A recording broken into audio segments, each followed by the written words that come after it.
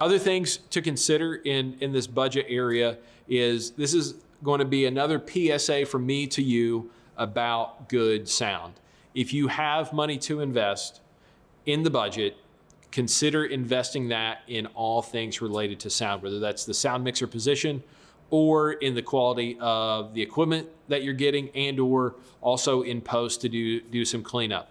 Again, nothing tells on you and announces to the world that you're an amateur like bad sound.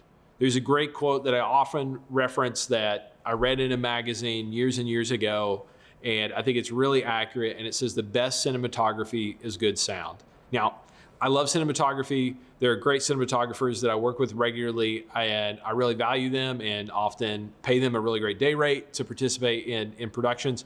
But on any production, if you cannot generate really good sound, people do not tolerate that well.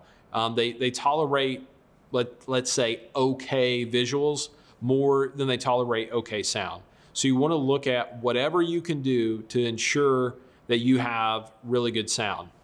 When we were producing Finstoff with that budget of less than $20,000, we put a third of the budget, of the overall budget, into sound, more than any other thing. You know, we had actors and locations and props and food and editing expenses and equipment and all of those. But the area where we put 30% of our budget was in the sound mixer and the sound equipment, and making sure that that was great so that we had a great film. And you know, with that little modest film, it received distribution and played in festivals, and we continue to collect royalties on that every quarter because, in part, we had really great sound, and it felt like a movie that was bigger than a less than $20,000 budget. So, great sound, put money into it. And the other thing is that you're going to have to consider is you will need hard drives. It's hard to come up with hard drives that are going to be reliable without spending money. So that might be where you spend money, the one item that you spend money on.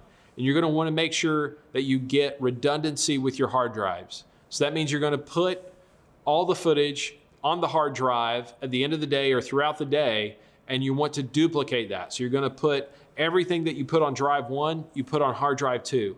And then at the end of the day, you're going to send those hard drives in 2 different locations or with 2 different people at the end of the day. So if, God forbid, something happens to one of those hard drives, you still have the backup. If one of them crashes and fails, if one of them gets damaged, if somebody ends up in an auto accident, you're still going to have a backup.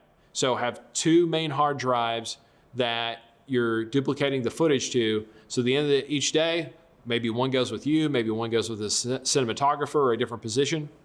So those are in 2 separate areas. You're going to want to do that. Make sure you have hard drive redundancy.